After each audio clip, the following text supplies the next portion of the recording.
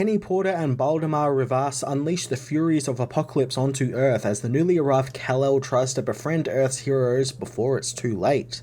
Kenny Porter continues the fun, mech-based DC universe this issue by expanding the world a little bit more and giving us a decent chunk of plot and what Darkseid is planning on doing with Earth, while also exploring the interpersonal relationships between these heroes, particularly the Batman and Superman, who do not get along at all, which is kind of a trope at this point, since whenever they first meet, that's kind of the thing. Batman always tries to kill Superman or try and hurt him because he doesn't understand what he is and thinks he's a threat and everything.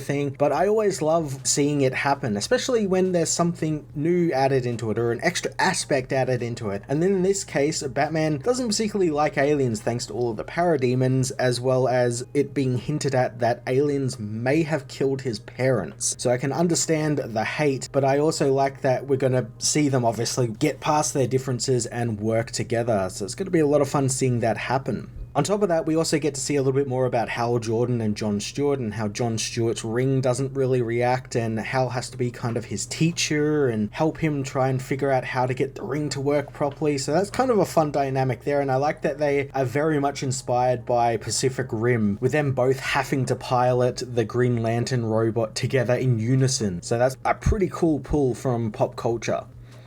Baldemar Rivas's artwork continues to be a colourful smorgasbord of action and cool new character designs, even adding a bit of Transformers flair there with Green Lantern's stealth bomber Mech and how it transforms into a giant robot. Rivas again also invokes Neon Genesis Evangelion this issue, with more Apocalypse's designs being showed off, and some that even remind me of the Evangelion Angel Ramiel, these big giant diamond shapes that are, I guess, the Apocalypse ships that they ferry their people to different planets with. They just look fantastic.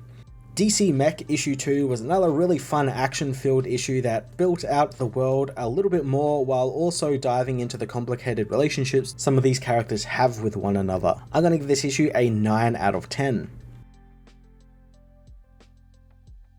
DC Mech issue 2 heads to the moon base of Ferris spacecraft, where Hal Jordan assures Carol Farris that he and John Stewart's Green Lantern suit will be ready for combat tests, with Carol's new friend from Themyscira joining in. Hal and John get ready, activating combat mode and transforming their ship into a mech. Carol reminds Hal to stop running his mouth and to bring the suit back in one piece, since Alan Scott trusted her father with his lantern. John Henry Irons knows that only skill will push this fight to the next level, as Wonder Woman readies her own mech, hoping their lanterns can last longer than 2 minutes this time. Wonder Woman launches her attack, slashing Green Lantern's armor as John tries to make some constructs, but his ring won't respond to him and make solid constructs, so he fires a missile volley, firing laser blasts at Wonder Woman, who thinks their technique is better, but it's not good enough. She loses sight of them, however, as Hal says that they're about to send Diana's ancient mech to the scrap heap. John's ring, however, doesn't respond again, giving away their position, so Wonder Woman smashes them into the ground hard. Hal thinks that John will get there eventually, and he just needs to find his center. He asks if Diana wants to go again, but Wonder Woman gets an emergency signal from Metropolis about Batman and the Flash engaging with an alien combatant.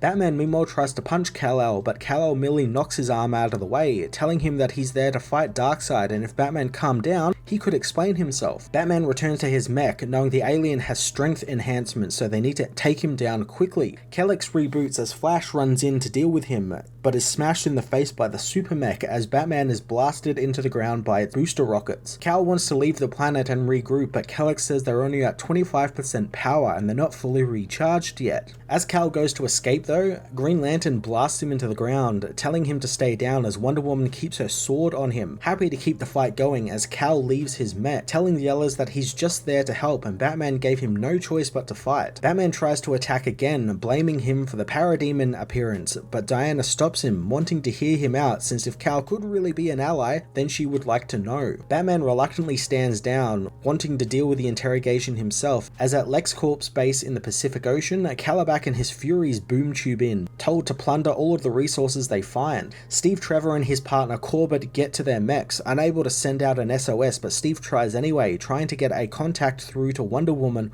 or any other enhanced pilot. Lex meanwhile fields a call from General Lane, who isn't happy their planetary protection isn't working. Lex tells him that they are working with outdated technology, but wonders what the alien mech that arrived in Metropolis is. At the Batcave orbital station, Kal-El is tied up to a chair and interrogated by Batman, but Kal tells him the restraints aren't necessary, but Batman doesn't care, demanding to know what took the supposed last alien son who will save them all so long to get to Earth. Kal says that he tried bringing hope everywhere he touched down during his journey, spending years trying to find Earth. It was only a matter of time before he did, since if Darkseid kills more people like he did on Krypton, he couldn't live with himself, so he would like the heroes to let him help save the Earth. Diana frees Kal, welcoming his strength and heart as Batman agrees to follow the princess, reminding Kal that he isn't on their team just yet, wanting to instead talk strategy. Jon Stewart asks how they are going to use tech from the 40s to combat present-day threats, so Hal suggests they'll just get better pilots, and Flash wants them to fly like a squadron, being together. Kal knows that he has the most advanced mech there, but still won't go against the parademons, since they are too powerful. Soon an alarm fills the station as Batman picks up a signal from LexCorp's base that is under attack. They get through to Steve Trevor, who tells the heroes that the base was hit hard by invaders and they stole their supplies, but he and Corbett managed to survive. He says that they are heading for Coast City and they have to be stopped as the heroes race to their mechs. Kal knows they need a plan to close the gap between their tech and the Apocalypse's tech, but Alfred knows that Batman can be cold, but Kal shouldn't worry since he and the others will fight to the last breath. Kal knows that's what he's afraid of, as in Coast City, the Furies blow up many of the buildings in the city, finding the supplies they need. Batman and the other heroes attack, told by Bruce to hit them hard, and while their armor is thick, they have to attack their mech's joints. Kal wants them to come up with a better plan, as Batman states that he always has a plan, asking if Kal can keep up. The heroes blast through the Furies as Darkseid demands Kalibak explain himself since he isn't victorious, and if he isn't, he shouldn't bother surviving the battle since while the Furies are irreplaceable, he can always just make another son. The Flash's suit soon reaches its operational limit as Wonder Woman cuts a Fury's arm off, but her suit is stabbed by the claw of another Fury, causing the hero to ask for strength from Hera. Kal arrives, not knowing who Hera is, but he'll step up, smashing away the Fury as Kelex reminds him that he hasn't recharged the suit with solar energy and they're only operating at 12%.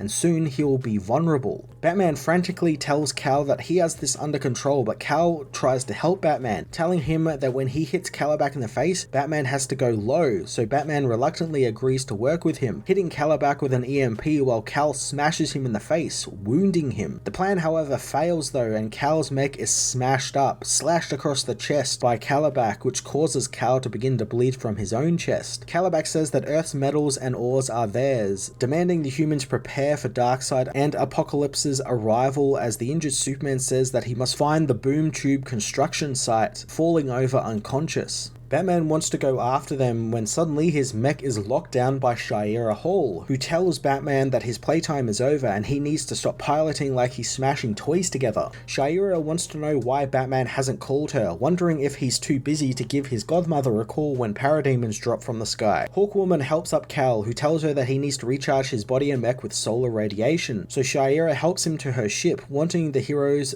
to get their act together and come with her. John asks where they are going and he discovers that they are heading to the Watchtower, their new home. On the station, Shira says that her and the JSA always considered Apocalypse may get ahead of them tech-wise, so now they must adapt or die, and they still need to perform upgrades on all of the mechs, and their only option is being upgraded with nth metal, which her and Carter brought to Earth, but when aliens started becoming unwelcome, Shira stashed it away. Kal knows that nth metal frames would give them the edge, but the enemy won't stop until they have built the planet-sized boom tube. He tries to set out a plan as Batman demands to know why he's suddenly in charge, but Kal knows he just wants to help out. Batman doesn't think that they need him, demanding the alien just leave Earth. Shira demands they stop their petty squabbles and squash their rivalry right now since they will co-lead the teams. She tells Batman that the only chance they have was when they briefly work together against Kalibak, demanding they either lead with Kal or leave. Batman tells Kal to stay out of his way as he leaves, letting Shira tell Kal that Batman is complicated and trusts so few people after what happened to his parents. She tells the heroes to recover the nth metal, and Cal tells her that his super mech will be good to go once his body transfers its solar energy to the suit. John is glad since it won't be long until they see the enemy again, as Darkseid meanwhile demands Kalibak tell him why his boom tube isn't built yet, but Kalibak makes up excuses about the Kryptonian mech that intervened in their fight. Darkseid tells his son that he can feel the anti-life and they are too close to perfection for Kalibak's follies to stop them, and neither will a Kryptonian. At Ferris Moonbase, General Lane tells Carol Ferris and John Henry Irons that Lex isn't up to the task and it's time for Plan B, but John Henry thinks that even with the new combat data they got from Green Lantern, they have a ways to go. Lex intervenes in the call, knowing that he is the smartest man on the world and he's got an idea, and Carol and her crew need to think bigger, something which he is doing as he manages to find some of Cal's blood left at the battlefield